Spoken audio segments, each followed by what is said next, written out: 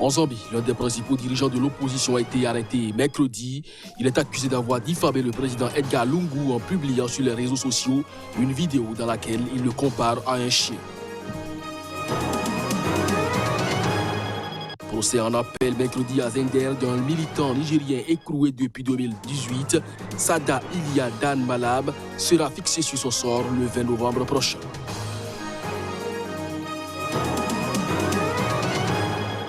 Recrutement exceptionnel de 500 militaires durant au Burkina Faso. L'opération lancée par le ministère burkinabé de la Défense au profit des forces armées nationales vise à lutter contre le djihadisme. Bonjour à chacun, bonjour à toutes. C'est là le sommaire de cette édition que nous ouvrons par le Burkina Faso avec un recrutement exceptionnel de 500 militaires de rang. C'est l'opération lancée par le ministère burkinabé de la Défense au profit des forces armées nationales. Ceci pour riposter aux attaques djihadistes. Reportage. C'est une mesure pour renforcer les forces armées du Burkina qui ont subi de fortes pertes lors d'attaques djihadistes de plus en plus fréquentes et meurtrières. Du 15 septembre au 12 octobre, 487 garçons nés entre le 1er janvier 1996 et le 31 décembre 1998 seront recrutés. 13 filles seront également enrôlées en raison d'une fille dans chacune des régions du pays lors de ce recrutement qui se déroulera sur toute l'étendue du territoire national. En février déjà, le ministère avait organisé un recrutement de la classe 2019 au profit des forces armées nationales.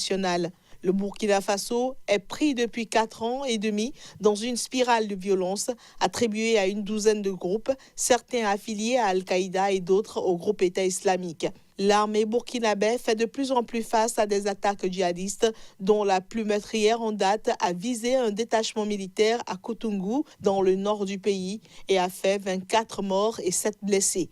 Les forces de défense et de sécurité, manquant de moyens, semblent incapables d'enrayer les attaques, tandis que la menace touche plusieurs autres régions du pays, dont les régions de l'Est et de l'Ouest. Les djihadistes disposeraient de plusieurs centaines de militants armés dans le pays.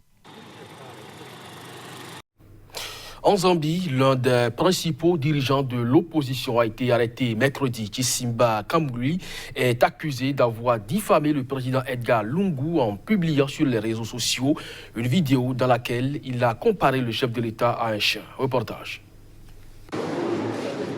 Le chef du Congrès national démocratique était convoqué mercredi au commissariat central de la capitale Lusaka en Zambie. Chichimba Kambwili a été interrogé pendant des heures, puis placé en détention en attendant d'être présenté à un juge. Son avocat dit espérer qu'il sera déféré ce jeudi à un juge.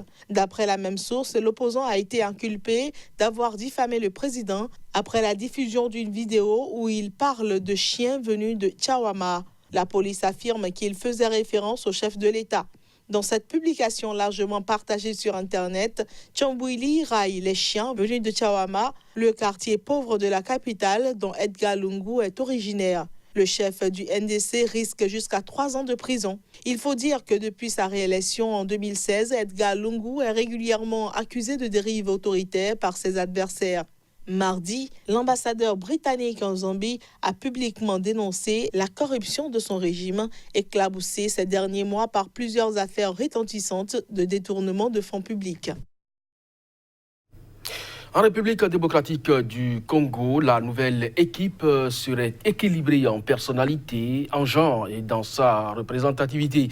Les Congolais qui ont longtemps attendu la formation de ce gouvernement continuent de donner leur appréciation à la suite donc de sa formation.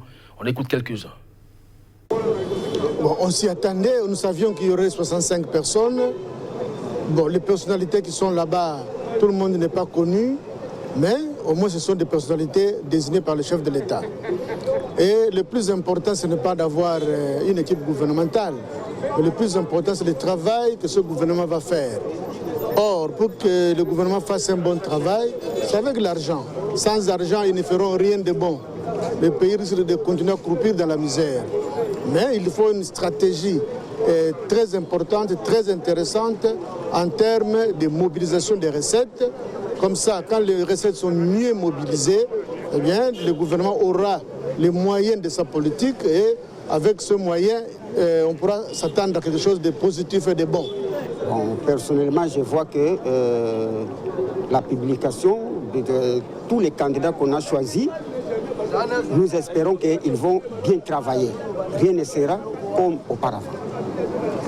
Ils vont améliorer leur façon de travailler pour les anciens et pour les nouveaux entrants. Ils vont faire du bien au peuple congolais. Ma réaction est que c'est une réaction d'abord de joie et de satisfaction, puisque nous avons attendu le gouvernement pendant autant de mois et maintenant nous avons l'équipe gouvernementale. Et puis la cohésion aussi entre l'opposition, l'ancienne opposition et la majorité, l'ancienne majorité, donc FCC cash. C'est une bonne impression, parce que nous avons remarqué aussi qu'il y a de nouvelles figures qui viennent d'entrer dans le gouvernement. Et aussi, nos frères de la diaspora aussi, il y a aussi 17% de femmes qui se retrouvent dans ce gouvernement. C'est une impression de joie. Au Niger, les employés d'Orange ont entamé ce mercredi une nouvelle grève de 4 jours pour réclamer des négociations salariales et en même temps débattre de l'avenir de la filiale nigériane de l'entreprise française en quête de repreneurs. Ce nouveau mouvement donc, de débrayage intervient après celui des 20 et 21 août dernier. Reportage. Les employés de l'opérateur de téléphonie mobile Orange au Niger ont encore lancé ce mercredi une grève de 4 jours pour réclamer des négociations salariales et débattre de l'avenir de leur entreprise en quête d'un repreneur. Les 20 et 21 août, les employés d'Orange avaient déjà observé un arrêt de travail de 2 jours pour les mêmes revendications. Cette nouvelle grève vise à mettre la pression sur l'employeur qui refuserait de négocier. Les grévistes réclament la reprise des négociations sur la révision d'un accord salarial entamé avant la fermeture en novembre 2018 de la société par le fisc nigérien pour non-paiement d'impôts. Ces négociations n'ont pas pu reprendre après la réouverture de la société en raison d'un règlement préventif de la direction suspendant pour 5 mois toute action sur les finances de l'entreprise. Les grévistes veulent également que leurs emplois soient préservés dans le cadre d'un éventuel contrat entre Orange et un nouveau repreneur. Le groupe Orange avait confirmé rechercher un repreneur, expliquant que sa filiale Orange Niger fait face à des difficultés financières importantes du fait de conditions de marché difficiles. Orange Niger se dit prêt à examiner toute solution alternative qui préserverait le maintien de l'activité et les intérêts de son personnel, mais précise qu'il privilégie la recherche d'un partenaire capable d'accompagner le redressement et le développement de l'entreprise. Toujours au Niger, procès en appel mercredi à Zender d'un militant nigérien écroué depuis 2018. Sada Idia Dan Malam sera fixé sur son sort le 20 novembre prochain.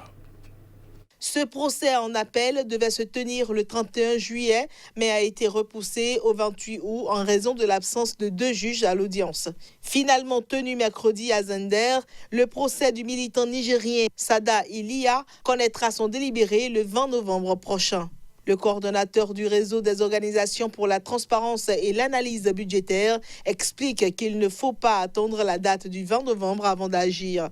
Il projette attaquer sa détention devant la juridiction de la Communauté économique des États d'Afrique de l'Ouest. Aussi a-t-il soutenu que tous les arguments juridiques pour montrer que cette détention est arbitraire existent. 7 ONG, dont Amnesty International et Rotab, avaient estimé fin juillet, dans un communiqué commun, que les autorités du Niger devaient abandonner les charges et libérer immédiatement et sans condition le militant détenu. Sada Ilia Dan Malam avait été arrêté en avril 2018 lors d'une manifestation contre les mesures d'austérité prévues dans la loi de finances. Le 20 mai dernier, le juge d'instruction de Zender avait décidé d'abandonner les charges de participation à un mouvement insurrectionnel et conspiration contre la sécurité de l'État pour les requalifier en injures contre les membres du parti politique au pouvoir au Niger.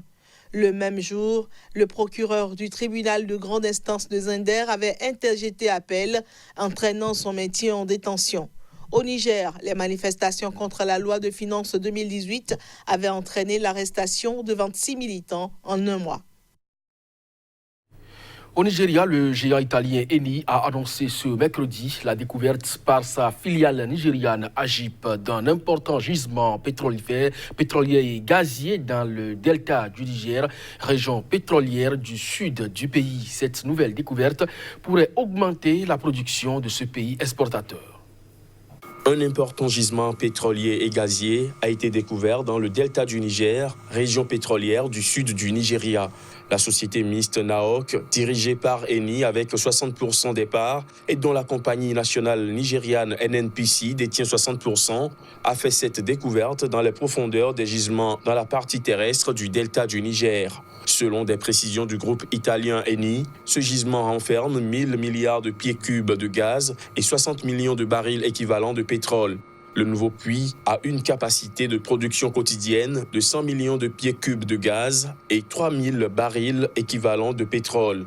Il peut être opérationnel immédiatement afin de renforcer la production gazière de NAOC. Eni, implanté au Nigeria depuis 1962, produit actuellement 100 000 barils par jour de brut dans ce pays. Le Nigeria est le plus grand producteur de pétrole d'Afrique, avec une production d'environ 2 millions de barils par jour, mais voudrait porter sa production à 4 millions de barils par jour. Ce pays d'Afrique de l'Ouest, faut-il le rappeler, dépend à 70% des recettes pétrolières pour ses finances publiques et à 90% pour ses revenus en devises. En Italie, le mouvement 5 étoiles et le Parti démocrate se sont réunis mercredi. C'était pour un marathon de négociation de la dernière chance. En tout cas, la formation du gouvernement est très attendue à l'issue de ces négociations. Accord sur un programme commun et la répartition des postes ministériels en Italie. Ce résultat a été obtenu après des prises de bec et des tractations entre deux délégations du mouvement 5 étoiles anti-système et du PD, première force de gauche. Le document doit encore être approuvé par la direction du PD, tandis que les 5 étoiles ont annoncé vouloir soumettre l'accord à leur plateforme Internet. Le président Sergio Mattarella a en effet poursuivi mercredi un deuxième round de consultation de la classe politique pour étudier la possibilité d'une nouvelle majorité. Cela fait 3 semaines que l'Italie est plongée dans une crise politique profonde après le dynamitage le 8 août par le ministre de l'Intérieur, Matteo Salvini, de la précédente coalition formée par les 5 étoiles, puis la démission le 20 août du chef du gouvernement Giuseppe Conte. L'idée d'un mariage PD-Mouvement 5 étoiles a été lancée par l'ex-premier ministre Matteo Renzi avec pour projet de base une réduction du nombre de parlementaires et un budget 2020 capable d'éviter une hausse de la TVA prévue l'an prochain, pénalisante pour les consommateurs. Depuis, le programme s'est enrichi d'une quinzaine de propositions des deux camps qui convergent sur une relance de la faible croissance avec une attention pour les plus faibles et l'environnement. Les points d'achoppement résidaient plutôt dans l'attribution des fauteuils ministériels.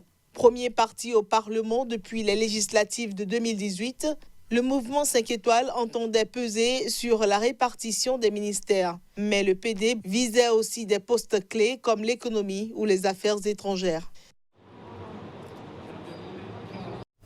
Cette édition est à présent terminée. Merci à vous de nous avoir suivis. Très bonne journée accompagnée des programmes de SICA. À très bientôt.